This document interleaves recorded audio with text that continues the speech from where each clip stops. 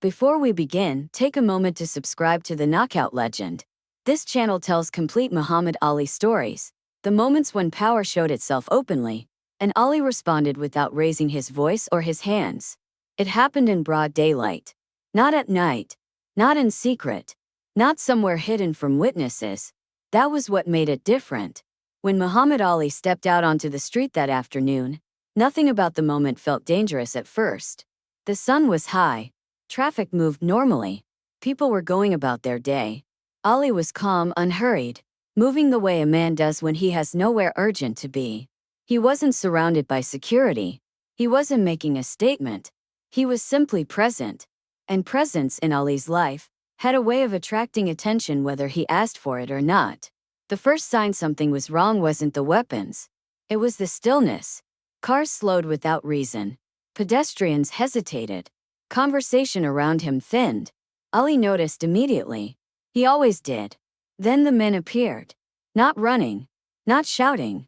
Walking with purpose. They came from different directions. Two from the curb. One from behind a parked vehicle. Another from across the street. They didn't announce themselves. They didn't need to. The guns were visible. Not pointed, but unmistakable. Holstered. Handled. Close enough to be understood. This wasn't a robbery. This wasn't chaos. This was authority being displayed. Ali stopped walking. Not abruptly. Naturally. People around him froze. Some stepped back. Others stared openly, unsure whether to keep moving or stop. No one spoke. The men positioned themselves in a loose half-circle around Ali. Not tight. Not aggressive. But deliberate.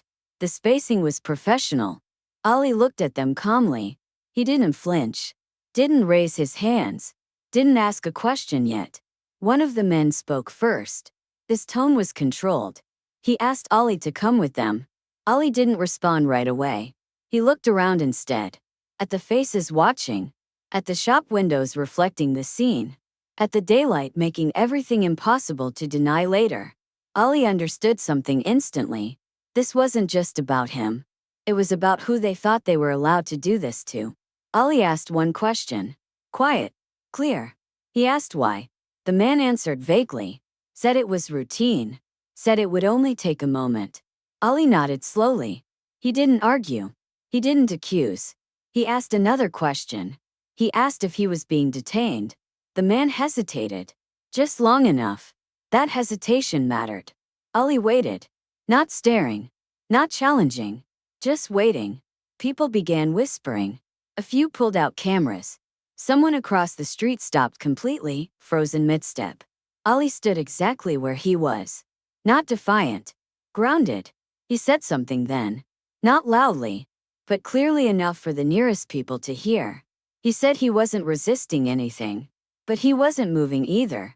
That sentence shifted the energy. The men adjusted their stances slightly. Not escalating. Reassessing. Ali asked who was in charge. One man stepped forward. He didn't draw his weapon, but his hand stayed close. Ali looked at him directly. No angst. No fear. Ali said he was willing to talk. But not surrounded. Not like this. The man replied that this was procedure. Ali nodded again. He said procedure looks different in daylight. That line traveled. People closer heard it. Others didn't, but they felt the shift. A woman nearby shook her head. A man muttered something under his breath. The crowd was no longer passive. Ali remained still. The men hadn't touched him. They hadn't ordered him yet. They hadn't crossed that final line. And Ali knew it. He asked if there was a warrant. The silence that followed answered him. Ali didn't smile. He didn't sigh. He said he'd learned something a long time ago. That when men bring guns to a conversation, they expect the other side to panic. He wasn't panicking. Ali said if they wanted to talk, they could talk. Right there. Right now. In the open. The man in charge glanced around.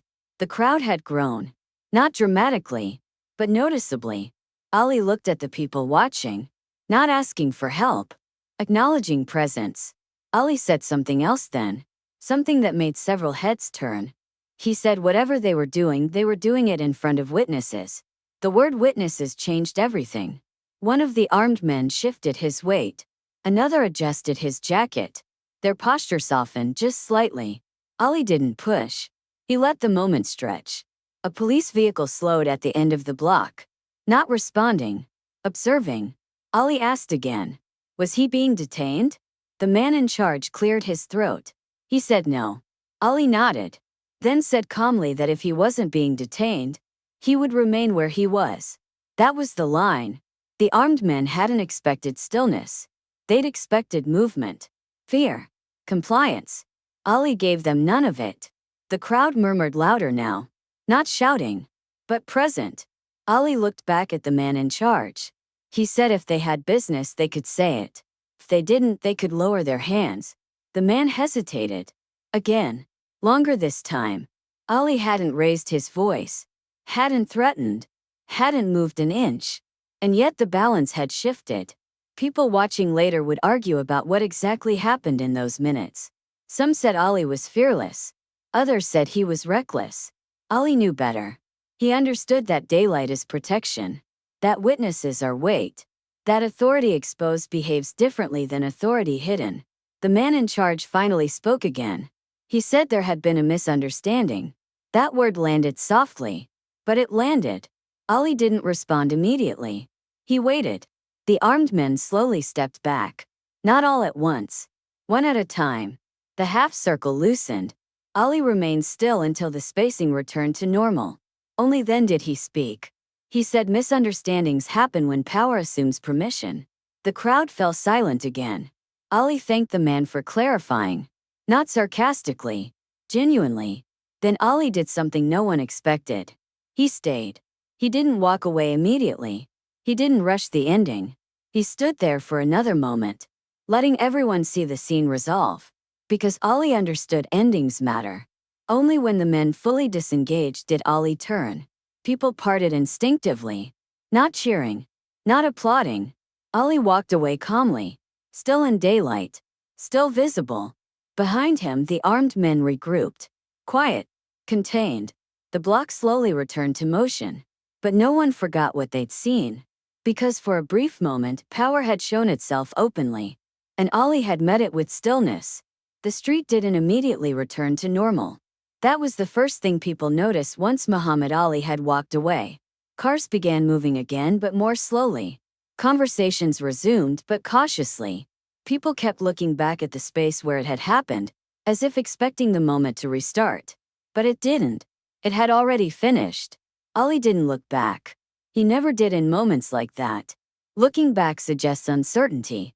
Ali felt none. A few blocks away he paused briefly. Not because he was shaken, but because he understood what had just occurred would not end on the sidewalk.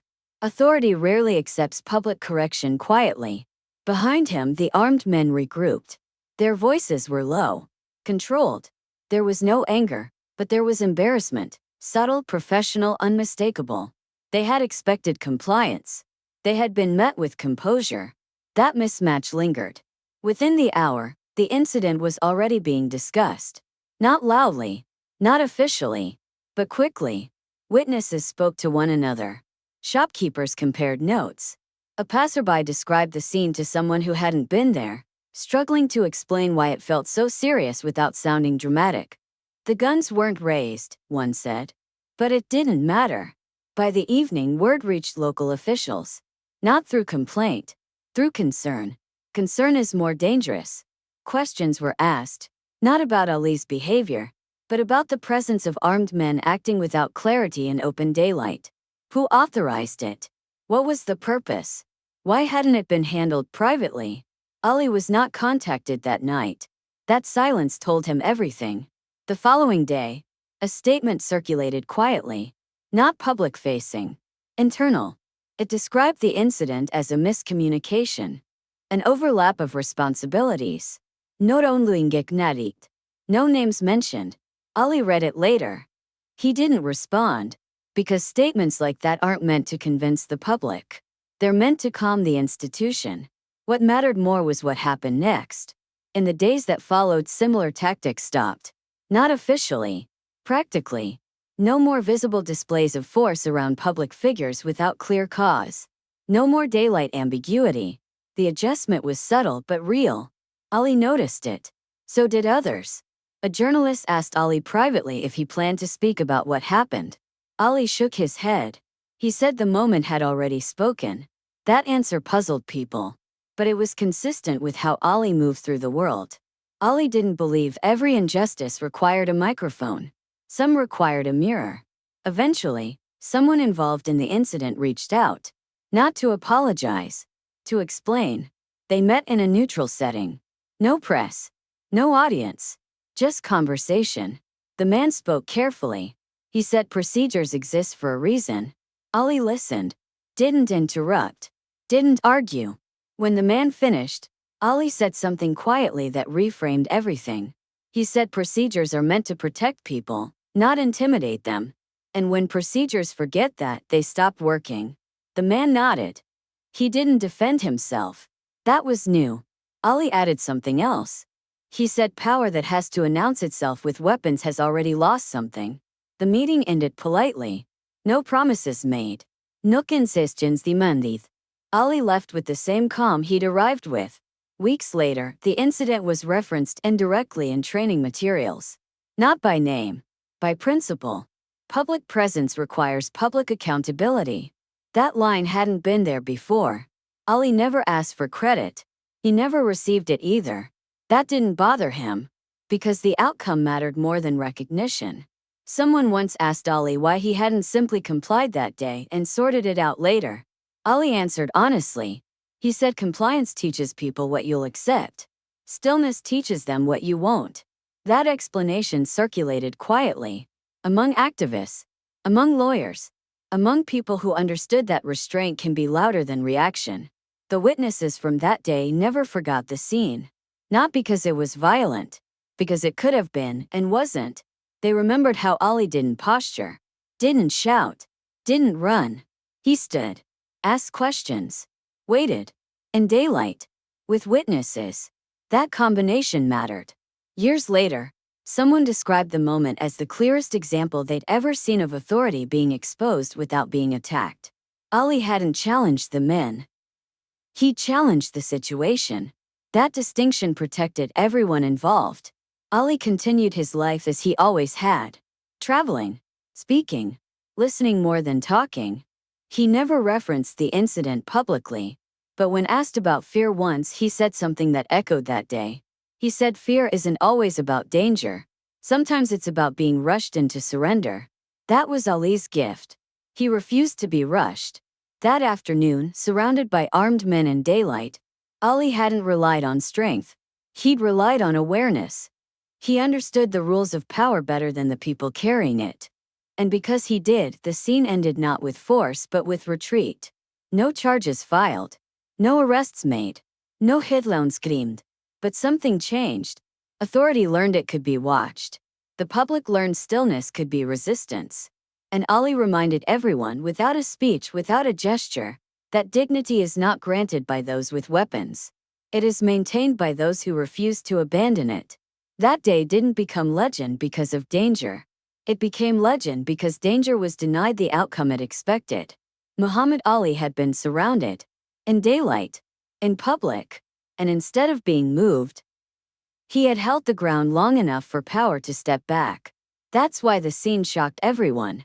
Not because guns were present, but because they weren't needed. And once the world saw that, it couldn't unsee it.